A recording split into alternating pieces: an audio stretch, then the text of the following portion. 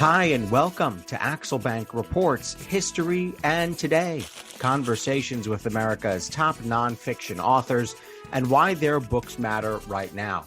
I'm Evan Axelbank, and today we're going to speak with Kostya Kennedy, the author of True, The 4 Seasons of Jackie Robinson. This is his 4th book. He's an editorial director at magazine firm Doc-Meredith, and has written for Sports Illustrated, The New York Times, and Newsday, among others. Thanks so much for being here, Kostya. My pleasure to be here with you, Evan, and looking forward to it. Before we start our interview, I want to invite listeners to our Patreon page to ask for your support in keeping the show going. Go to patreon.com/AxelbankHistory. We will donate part of your contributions to a charity for children's literacy. When you walk into the rotunda at the home plate entrance of Citi Field, the home of the first place New York Mets, at least for now, you're witness to baseball honoring the quintessential hero of the game, much like our government honors Lincoln or Jefferson, flawed as they might be. If you aren't too impatient to get to your seats, you can stop by the giant illuminated number 42 that is on the ground level at the center. That number is retired across baseball now because no other player's contribution can match Jackie's. So, Kostya Kennedy, it's easy to forget that Jackie was not the first black baseball player in history, that he was the first since baseball was deliberately segregated in 1887. Why was that done, and what was happening at that time in the 1880s in America? Well, in the 1880s, it was sort of... Look, there was not an explicit prohibition in place, and the prohibition against black ball players grew out of the collective will and determination of ownership in baseball, right? So in the beginning, people were just playing baseball. It was kind of like the Wild West, and there were some black players who played as white, if they were racially ambiguous to view. There were some black ball players who didn't identify as black, or maybe they did, but they didn't publicly identify as black.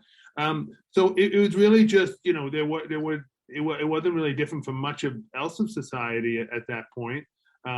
We were not an integrated society in any national sense, and baseball fell into that sort of trap of prejudice, and it deepened very quickly and became codified very quickly after the 1880s, which is why and you'd have to tell me the exact date of the last pre-1900 African American ball player to play, but between then and Robinson, call it 50 years, maybe a little more, there was no black presence in the game at all. And it was actually done. It was started in the minor leagues, and it ended up spreading throughout Major League Baseball because the signal was so strong from the minor league baseball clubs at that time in 1887. Yeah, I mean, what you get is real resistance, right, from particularly southern precincts, from ball players and from paying members of the audience who didn't want to see integrated play. Of course, there were, you go back to Rube Foster, again, African-American players who played with other African-American, and there were plenty of excellent black ball players who could have not only played but starred and been excellent in the major leagues from as long as they'd been in major leagues. So there was no element of anything but pure discrimination. It wasn't a question of were black ball players good enough or able enough. There were plenty of them who were more than able enough. I thought it was interesting that this is not necessarily a straight biography of Jackie Robinson. In other words, a cradle to grave examination of everything that ever happened to him. But you organized the book in 4 big parts consisting of descriptions of 1 year each, as opposed to a traditional layout of a biography. So why did you do that?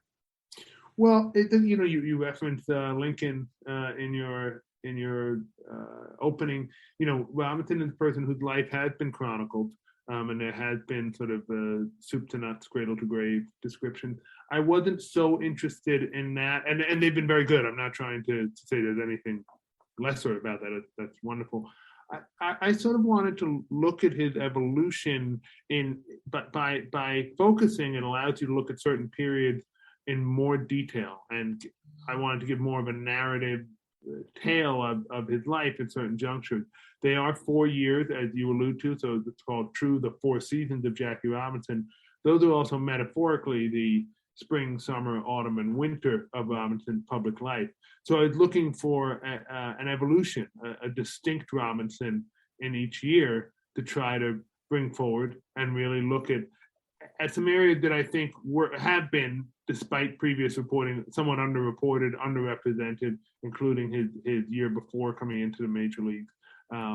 And I felt that, there's Ebbet, maybe you're familiar with the 7 Up series of documentaries. It's a British filmmaker, Michael Apted. So they went with a cohort of young British kids when they were age 7 and did a documentary and looked at their life. They come back 7 years later at 14, they look at their life. Come back later, 21, look at it. They've done it to now up to 63. Fascinating way to look at the progress of a life, right? And you don't have to necessarily fill in the blanks.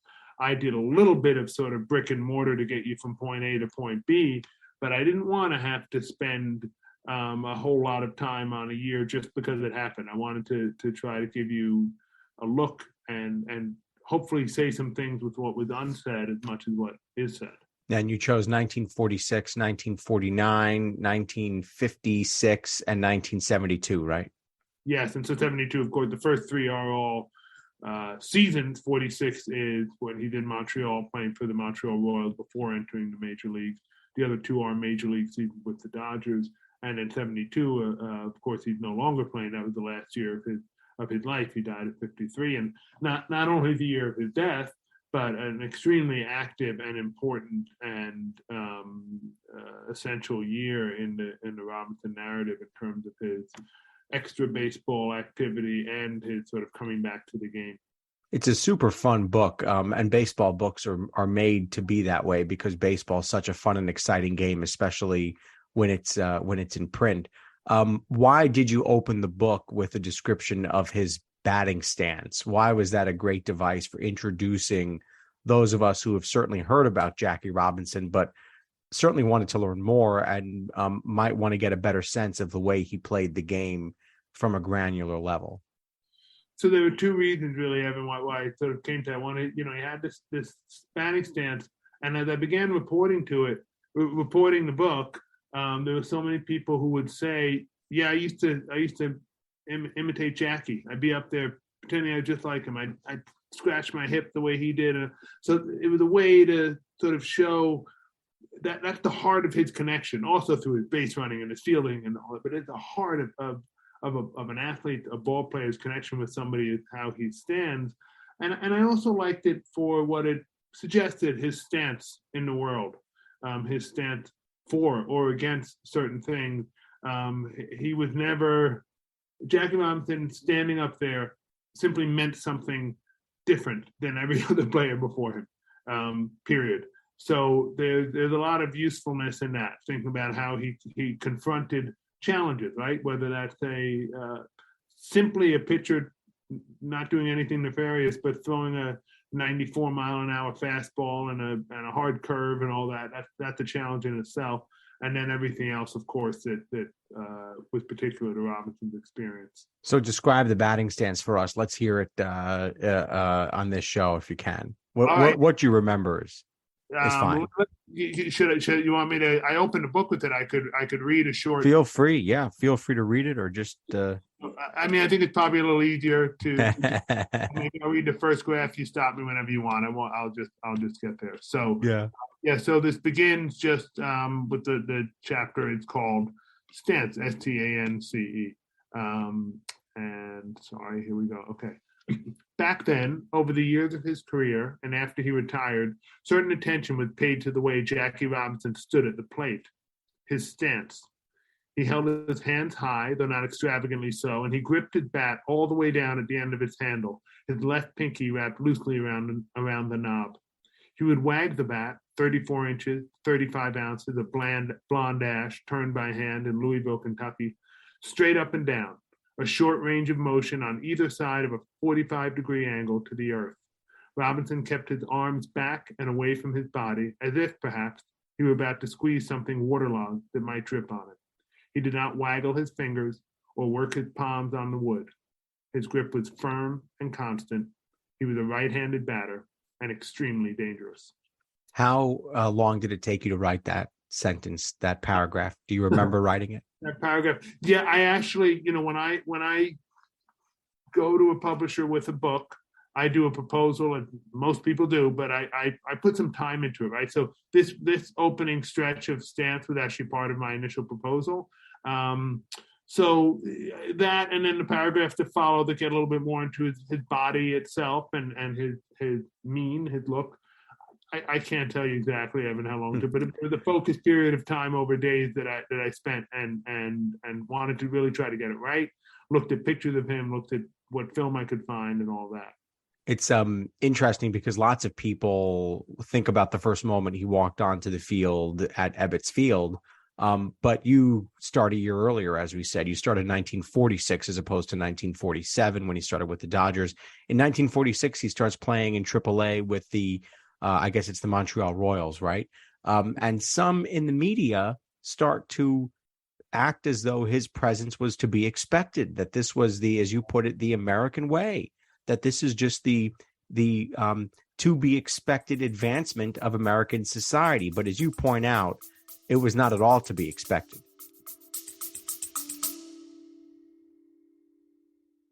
Baking from our childhoods just sticks in the memory, doesn't it? We never set off on holiday without piles of Tupperware, and there'd always be Bakewell slice, flapjacks, and tray baked scones in the boot. Do you not do that, Lisa? Yeah, no.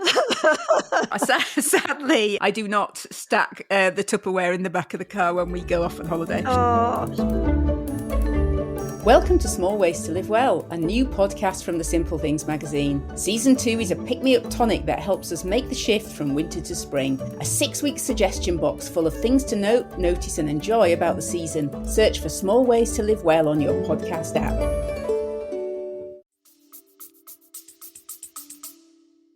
No, I mean, in a way, it's wonderful and good that people had that optimistic feeling and felt like, and knew, I think that people knew, except for the most insidious among us, that of course it's right. Of course everybody should be playing together. It should be expected. But our history of the country before that would lead you to think that this is anything but expected. There had been obstacle after obstacle put in the way of Black progress, obviously not just baseball, barely just that's just a fragment of it, of course. So to call it at that time, as some people did, the American way, was a bit oxymoronic, because the American way in its treatment of Black people was exclusion and much worse, but exclusion at the basis level. So but it was true that in those years, Canada was not as drawn on a line of black-white was not the issue in Canada that it was in America, and certainly not in Montreal where Robinson played. There were certainly racial issues, but it tended, the fierce divide in Canada broke more along language and religious ground. It wasn't at all uncommon to see Blacks and whites together at a coffee shop or in a public place, the way it was even in the North. Very much so in the North, and obviously in the South during those years in America. How did Jackie react to going to Canada? Well, so he was very, and I should say one of the reasons why I came upon this here was through talking with Rachel, Robinson's widow, who I wrote a story about, a pretty long profile on for Sports Illustrated in about 2013 or 2014. And of course I'd known about this year that's where he played, but her discussing and with almost a kind of passion and warmth, like how critical that year was for their development and their growth as a couple, yes, and he as a ball player. So he reacted very warmly. I mean, it wasn't as if he needed to be seasoned before going into the major leagues. He had the talent, he had the skill, no question, but he was a four-sport athlete. He was a great football player. He could have run in the Olympics and track, etc. He hadn't played that much baseball. He only basically played a season at UCLA, 45 games in the Negro League. Even when he broke in the minor leagues, where his talent was immediately evident, he would still, throw to the wrong base, could be kind of outsmarted by the right veteran pitchers. He was learning the game very much. And he also needed Evan to sort of realize what it meant to be Jackie Robinson now. He'd been a sports star for some time, but now to be this person with going into ballparks, particularly when they came down out of Montreal. The Royals, of course, played in Montreal, but most of the league consisted of teams in America. And when he would come down and the black fans would just come by the busloads to see him, and the way he was treated in public at the ballpark by blacks and by whites was a whole new situation for him, for this young man and his new bride. And so being in Montreal, where they were welcomed warmly, they lived in a French-speaking neighborhood, was just a way to sort of ease them in some ways, both he on the field athletically and them to the task at hand. So it was a critical and crucial year for them. What were your sources for this book? I'm so interested to hear what kinds of archives you plumbed through in order to produce this portrait of him. So I did have some people. I mentioned Rachel, and then there were some people both in the African American community and I should say African Canadian, in the Black community in Montreal, and just in a larger community. Now I'm talking about Montreal specifically. So people from each of the 4 years was a big part of it. Sometimes very close to Robinson, sometimes further away. There was, there's archived. I went through the Hall of Fame.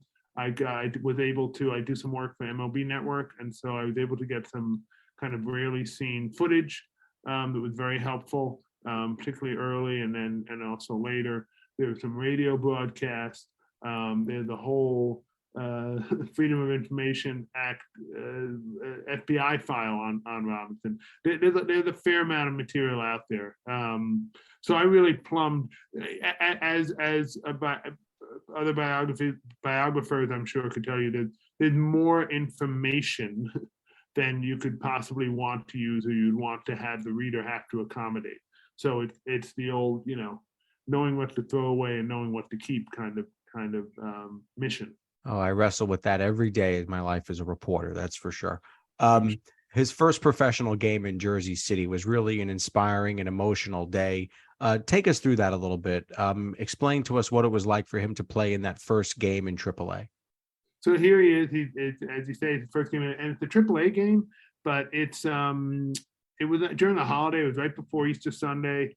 It's New York, where New Jersey, but New York area, where kids would have off for them, and also because of the fairly large Jewish population, they were off for Jewish holidays as well. So I only bring that up because there were a lot of people around able to go to the game, and it felt like a major league game. A packed crowd in Jersey City, huge, with the Giants minor league team, the New York Giants minor league team, the Jersey City Giants playing the Brooklyn Dodgers minor league team. So opening day, huge intensity, and we talk and consider the pressure on Robinson, and obviously there was a lot of pressure with people not wanting him to play, not wanting blacks to play, and being hateful, and he got thrown at, and all of those very, very difficult things he had to deal with. But the flip side, or in addition, the flip side is that the black community, the Pittsburgh Courier is writing how, when he steps up, the hopes and dreams of 18 million of us ride upon him, right? So even the people who were rooting for him had to just put this enormous weight on his shoulder.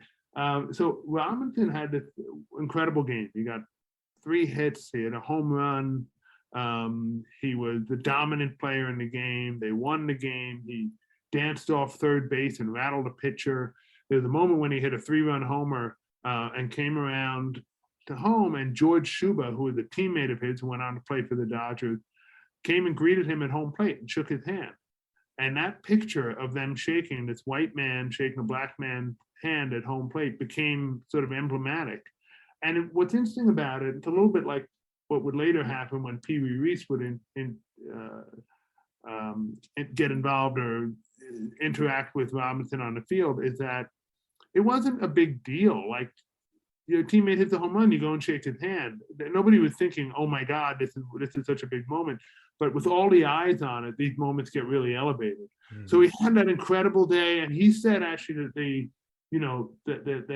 his performance that day and the way the crowd responded and swarming onto the field to congratulate him and the team sort of won over all his teammates then. Like, as he said, Northerners and Southerners alike, we were all together. They knew they could trust me. They believed in me. And he talked about how important that year was, that game was for the year that followed in Montreal. And they wind up winning. I mean, he gets a taste of the winning pedigree there, and he starts to build a little bit of inevitability about his contributions to a team. It's a wonderful word to use, inevitability, because it certainly seems that way in retrospect. And even in time, it seemed that way too, as you pointed out. And it's like, people are like, "Oh, it's expected, it's going to happen." But of course, it's hardly anything. Baseball doesn't work that way, right? Right. Baseball doesn't work that way. Athlete, like, he could have been injured, right? Or as I said, he was hit by pitches more than anybody else. One of those catches him in the eye or catches him someplace, and everything's over, or certainly seriously delayed.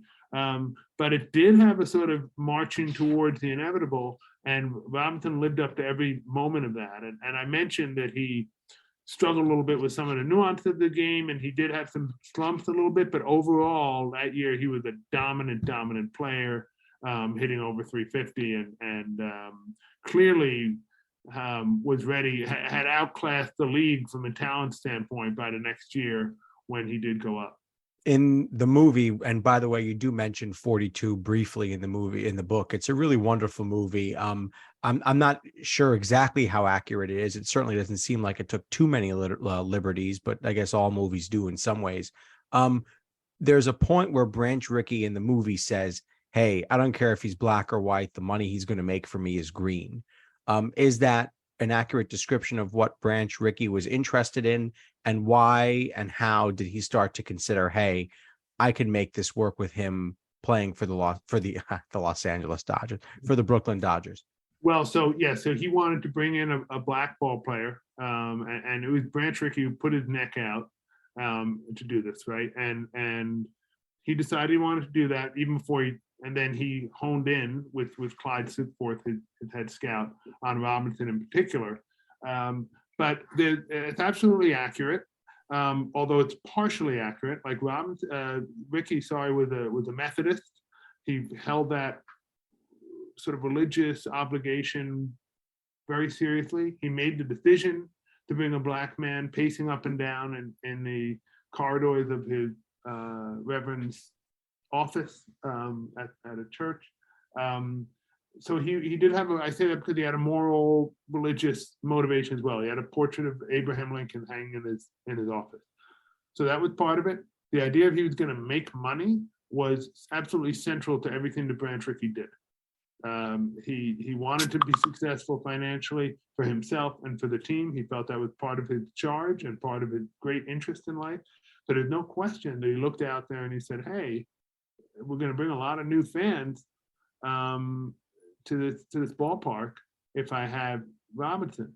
And the other part of that, so he identifies Robinson, but at the same time, he's signing other black ball players for his minor leagues, including Roy Campanella and Don Newcomb and others who would come on in later years to start for the Brooklyn Dodgers.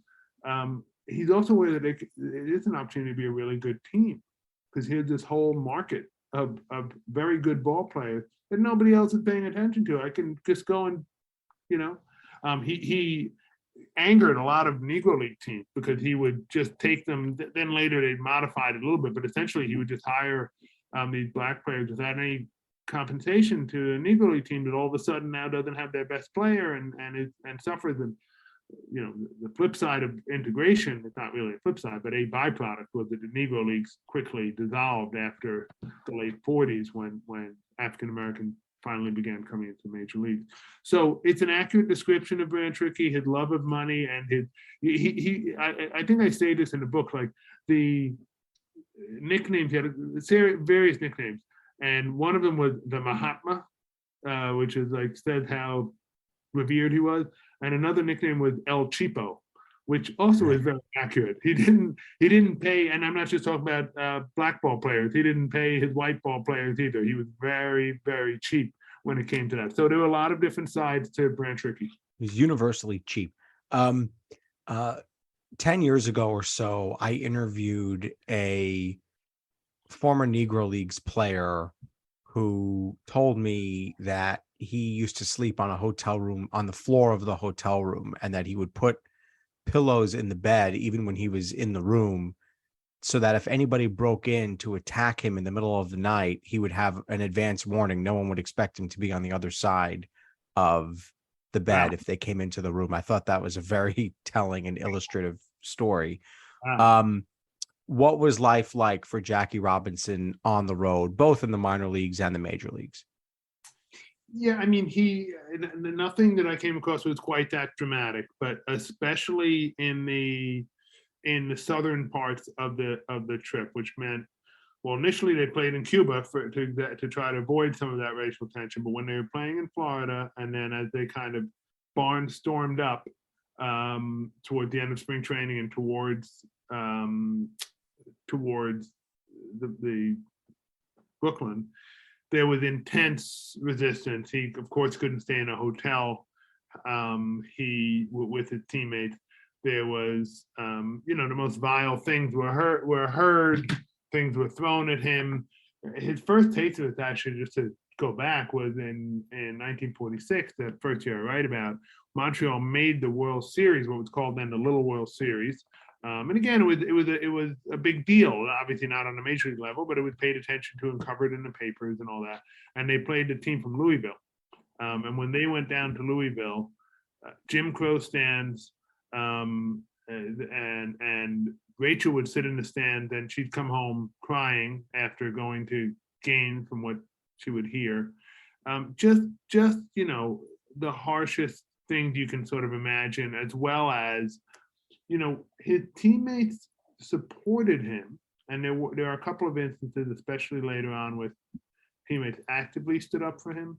But for the most part, if he got spiked at second base or somebody threw the ball at him, it was left up to Jackie to respond or not respond.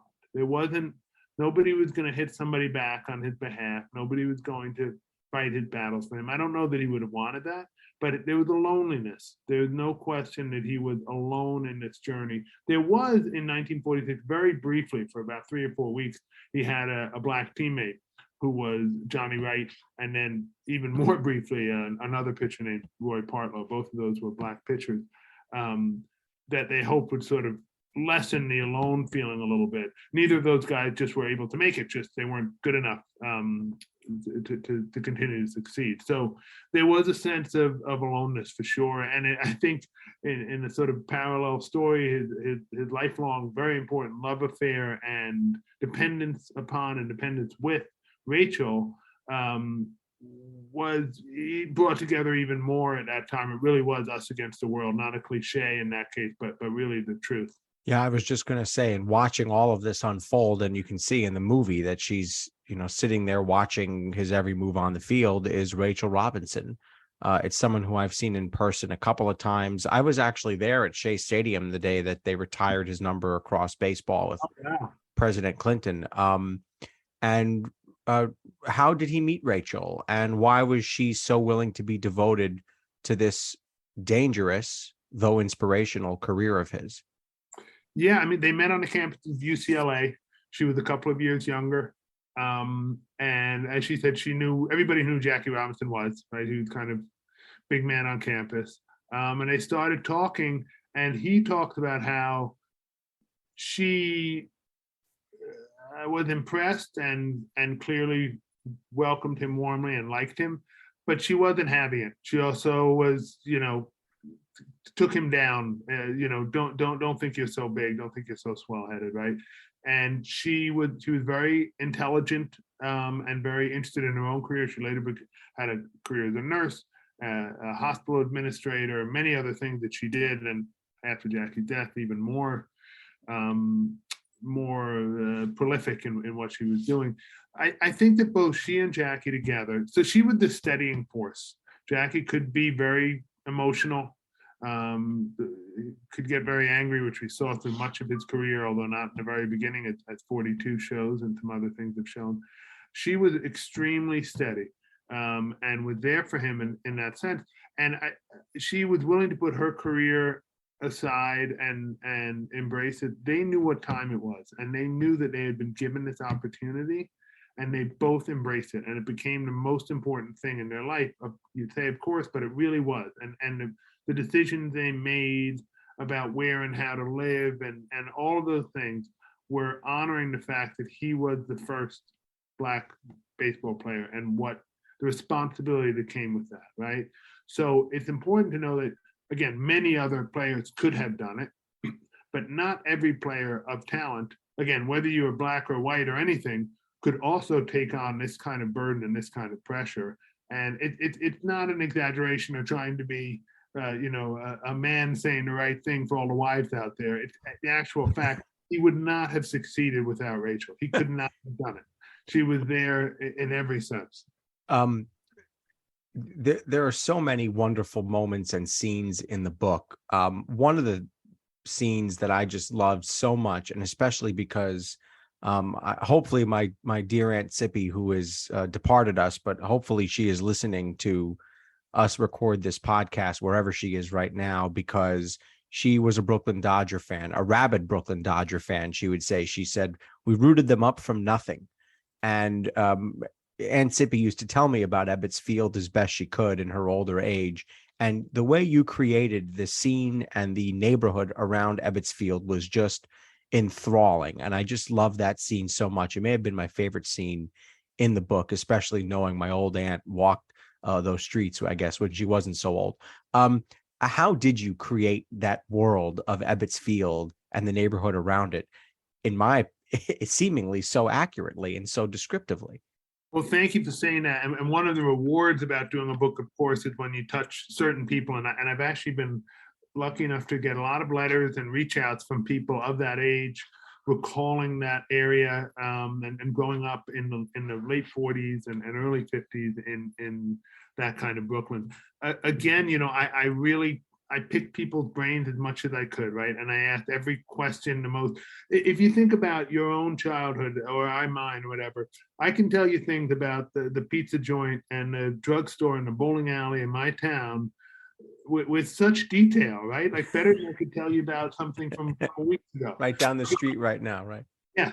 I mean, I can tell you what it smelled like and what the color of the wall was, and the guy with the mustache behind the counter and all that stuff that most people can. So it's an incredible resource to have. I really listened to people a lot and asked a lot of questions. People. There were also a lot of newspapers, including like the Brooklyn Eagle and others, in which there were just descriptions of things, right? A story would happen. I spent a lot of time not even reading the sports section, but sort of going through local news, and you get a flavor, you get a sense, that's really what it is. I tried to get as much of a sense and as much of an environmental context as I could possibly get. There are some amazing details in some of the plays you describe as well, the stuff that was happening on the field. Is that just because the sports writers who were watching the game described them so diligently?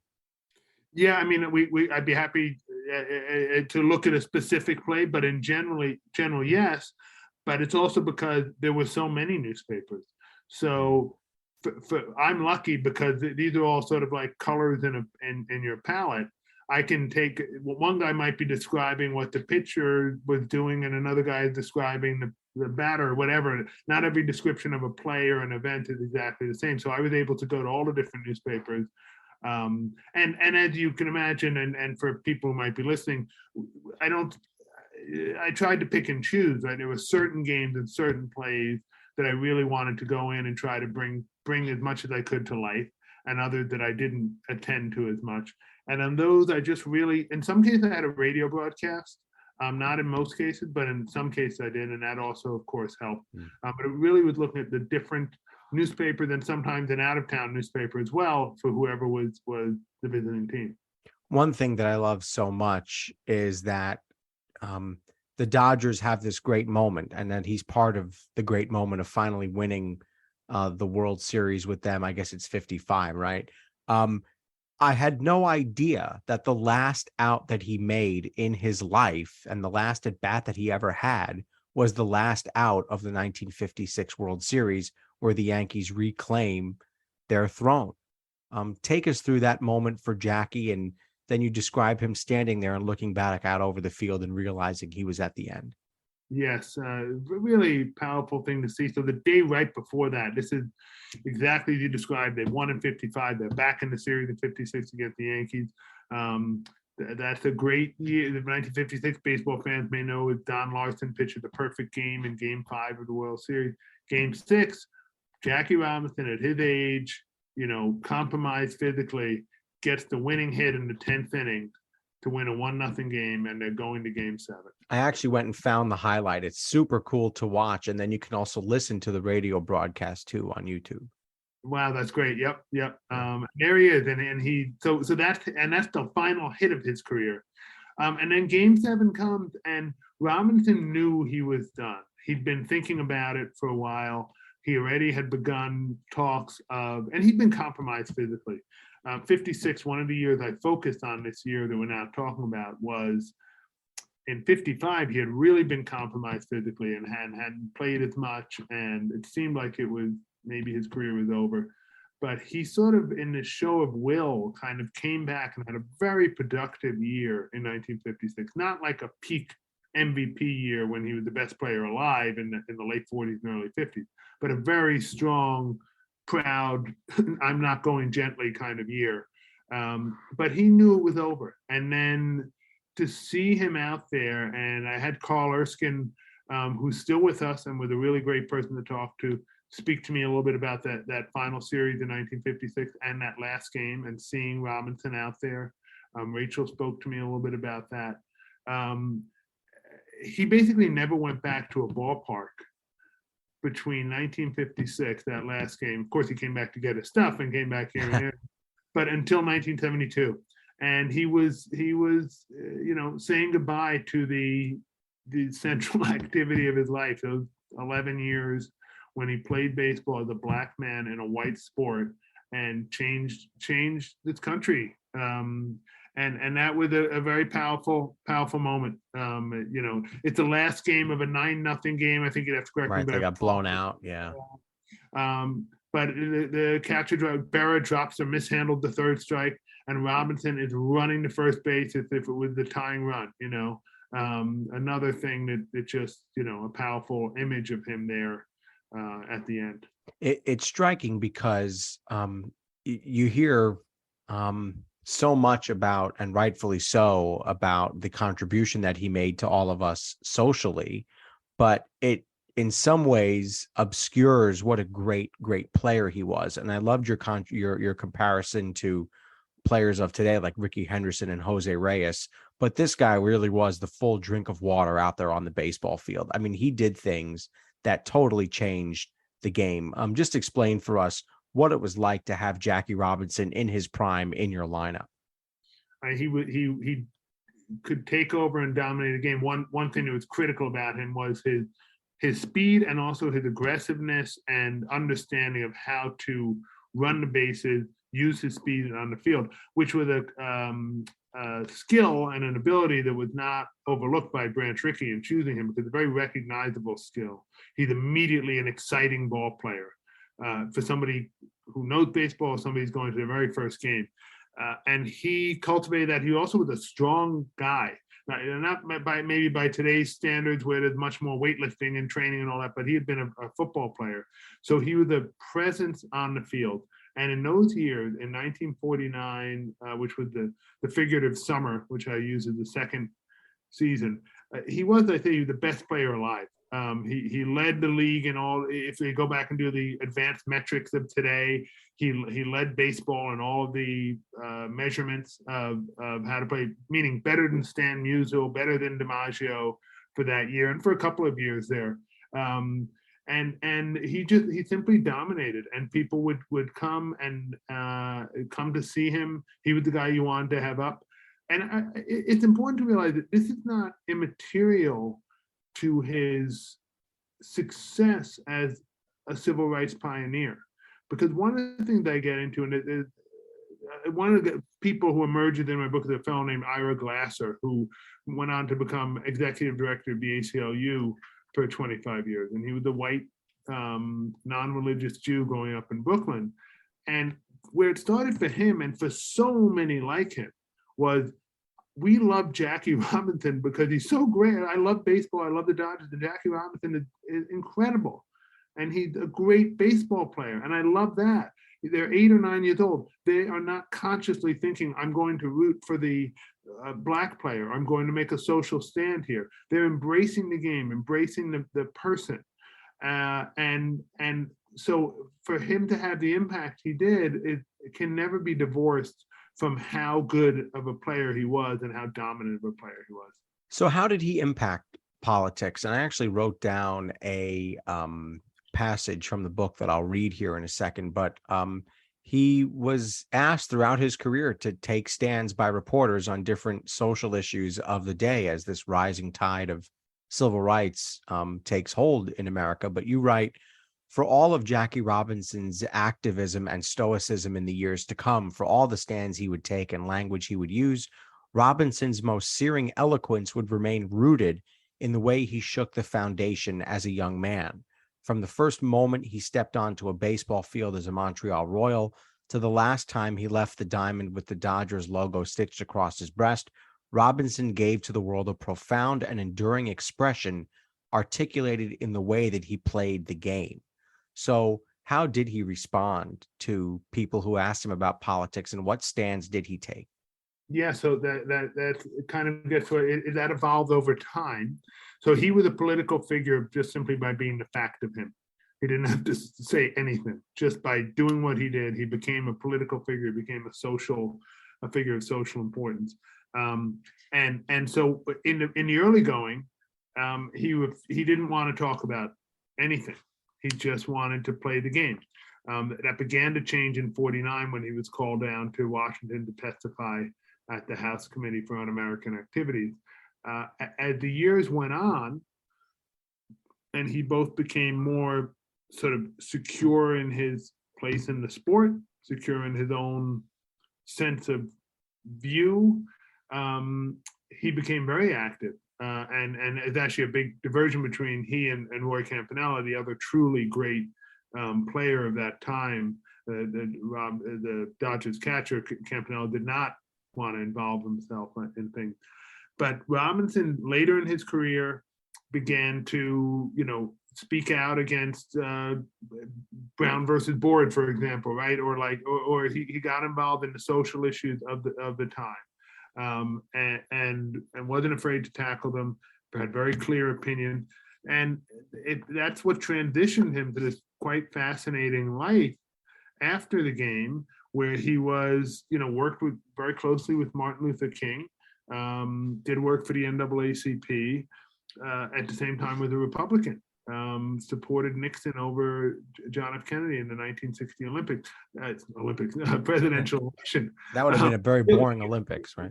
In a presidential election, which, if you go back and look at the history of the country and the power that the Dixiecrats had on politics, and that, guys like George Wallace and Bull Connor and were all Democrats, it's not a big leap that he would have been a Republican at that time.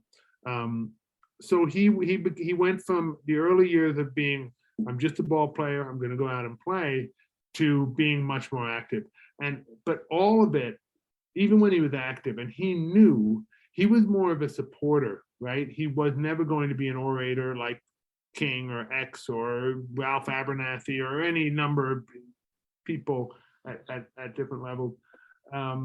He knew that his power to reach people stemmed from what they saw him do, the courage that he showed, the way he behaved on the baseball field. And he respected that, and he knew how important that was to him. He would have never obviously had the platform if it wasn't for that. It's nice that it's wonderful that every year we get to hear on Jackie Robinson Day testimonials from players, both black and white, about the impact Jackie Robinson has had on them, but often they're current players. In the immediate wake of Jackie Robinson's entrance to the baseball stage, what impact did he have on young men who were coming up and hoping to play baseball professionally? I thought Hank Aaron's, he gave us a sense of our own strength, was really powerful. What about him and some other players, the impact that Jackie had on them in the immediate future? I mean, the first thing that he did is he made it seem possible. That's the biggest leap. It went from being impossible to being possible. So many ball players, and Aaron among them, would talk about their fathers or older people in their life just saying, it wasn't an option. You're not thinking about it. And then as Robinson came, and listen, there were others, Larry Doby coming in the American League, there were others who came along who also endured, and for many, many years, there was deep racism in the sport, and there still is. So there was a tough road to hoe for many other ball players who came after Robinson.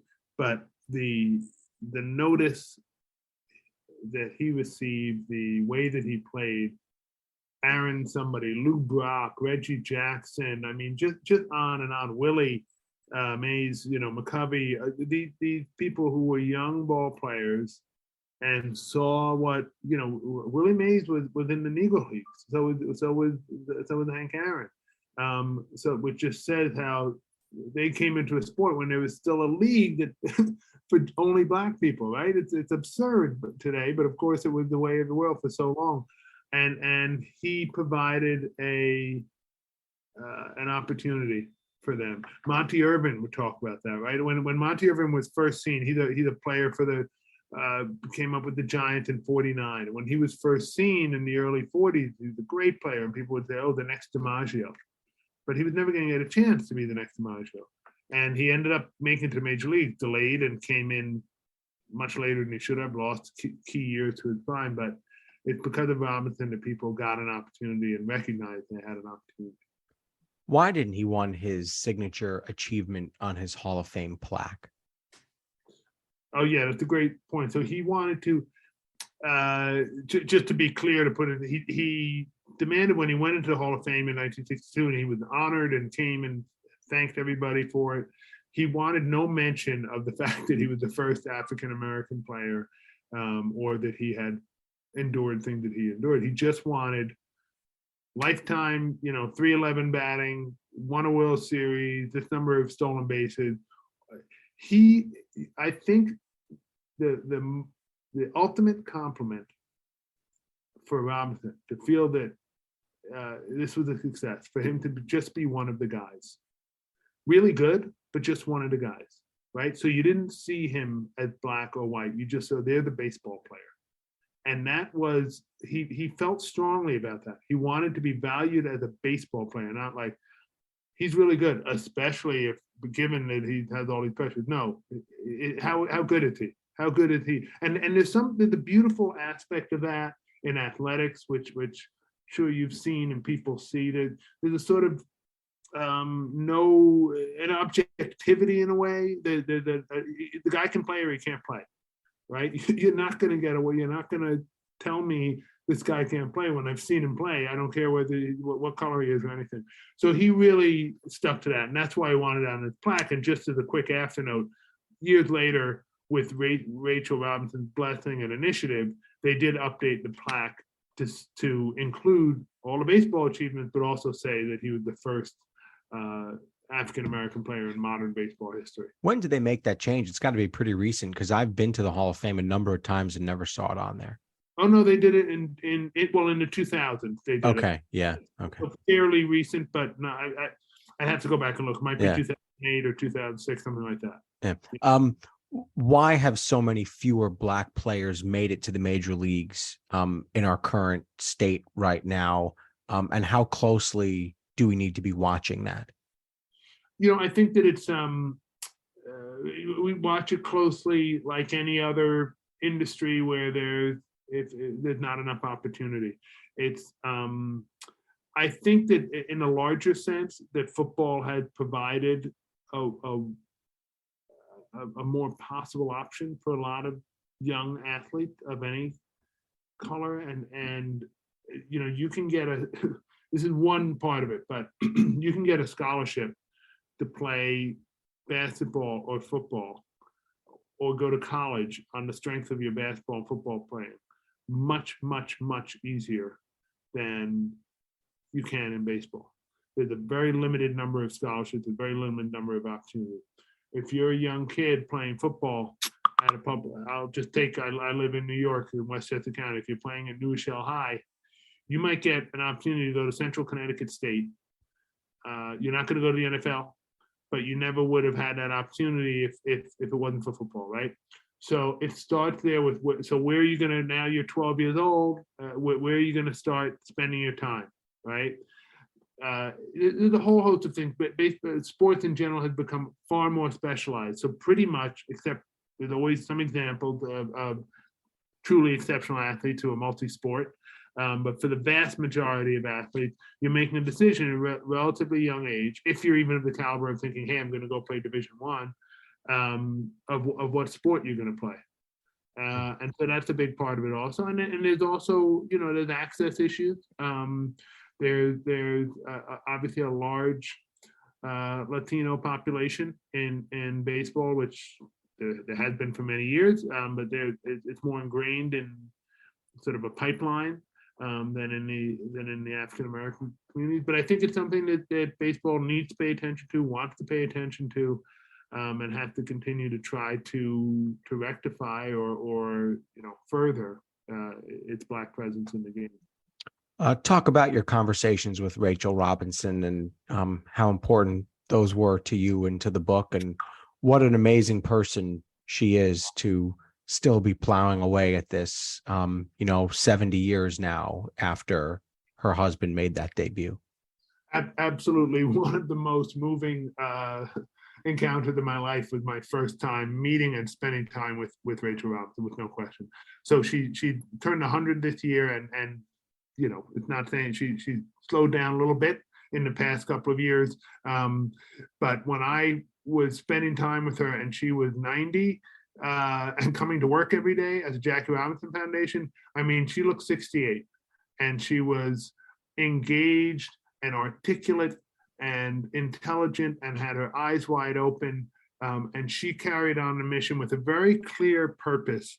The Jackie Robinson Foundation is devoted then as now under its new CEO, not so new anymore, but the successive CEO, Della Britton, they focus on education. And that was what Rachel decided to do. Again, sort of this principled stance. There were a lot of people on the board who said, hey, we should get involved in civil rights. We should pressure Major League Baseball to hire more Blacks for the front office. And she said, no, what we're going to do, we're going to do education. We're going to get these kids into school, and we're going to mentor them for 4 years. That's why Jackie Robinson Foundation had something like a 98% graduation rate. And we're going to focus on that. And we're going to do that the best that we possibly can. And that's our mission. And so that decision is very consistent with her thinking and her approach. I think I say this in the book, it's a little paradoxical. She doesn't like weakness in people, and she doesn't like arrogance. Both of those things are not to Rachel's liking. She wants to have a nice, stiff, strong spine and get things done, and that touches all the people who she comes in contact with. Why is baseball so perfect for books? I think there's something for me about the pace of it, the pace of the game. There's a lot of consternation in today's world about, is the game fast enough? And they're doing certain things to try to make it move a little longer, but it lends itself to reflection, the pace of the game itself. And I think the other thing is the within the team construct, the one-on-one sort of gladiator type battle that just happened time and time again, pitcher versus batter. Another sport that a lot of great writing has been done on is boxing. And I think that comes to more so like outstripping the level of the sport in a way, right? The Lieblings and Norman Mailer and because of that sort of very basic person versus person conflict. And you get that in baseball. And I think that being up at bat is an incredible thing, right? The pressure upon you, like it's just you. And that approach, I think, really adds a lot. And the last piece, I'd say that it has such a history and has meant so much to America's evolution and to lives of Americans over time, that also gives it a sort of veneer or some things you can explore. You've written about two people with very, very different legacies in the way they are viewed by Major League Baseball. One of them is Jackie Robinson, and the other is Pete Rose. How do you rectify that? It's a good question. Both very interesting players. The one thing about Pete Rose, and to me, the appeal, and this has what he did as a gambler, there's no forgiving, and there's so many other things. So just in this one small window, his love for baseball and the way that he played and the passion that he played with, it's just a beautiful, incredible thing, right? And so Bart Giamatti, the commissioner who ended up banning him, absolutely loved Pete Rose. And it was because he would come early before anybody else. He's the highest paid player in baseball, and he'd come early and hit balls and then go out with the groundskeepers and pick up the balls in the outfield and put them in and come back and be ready to hit again. That's Pete Rose, right? And he was so dedicated, had such a love of the game, that it became this engaging characteristic of him. But there's no question that the legacies are quite different. A little different. Would defy comparison. Yeah, one's number is retired across baseball. The other one's not even allowed to be in the baseball stadium. Exactly. What is next for you, or who is next for you? Have you decided yet? I don't. I wish I had an answer to that. I am thinking about my next project and whether it's going to be a baseball book or not, but I'm not quite sure what it is. All right. Well, let's just end this by saying, let's go Mets. Let's go Mets. Kostya Kennedy, the author of True, the 4 Seasons of Jackie Robinson. You know what? I want to ask one more question. Why did you call it True? We were looking for some, actually, we're talking about it with my wife, and we were looking for a way to unify the what we sort of learned about Robinson in the book. One sentence as we sign off, I'll read you. It's a little sort of epigraph at the front of the book, which sums up why I chose that title. I'm just trying to get to it really quickly. Whatever the context and circumstances, Jackie Robinson remained true to the effort and the mission, true to his conviction and his contradiction. And I felt it was a way to sum him up. Love it. Kostya Kennedy, the author of True, the 4 Seasons of Jackie Robinson. Thanks so much for joining us. My pleasure. Thank you for having me, Ebbet. Check out the book. Check out his website, which is KostyaKennedy.com. He's on Twitter at Kostya Kennedy. I want to invite listeners to our Patreon page to ask for your support in keeping the show going. Go to patreon.com/AxelBankHistory. We will donate part of your contributions to a charity for children's literacy. And thank you for listening to Axel Bank Reports History and Today, conversations with America's top nonfiction authors and why their books matter right now. Check us out on Facebook, Twitter, and Instagram at Axel Bank History. We update those with clips from the show, guest announcements, and book recommendations. We'll see you next time. Thanks.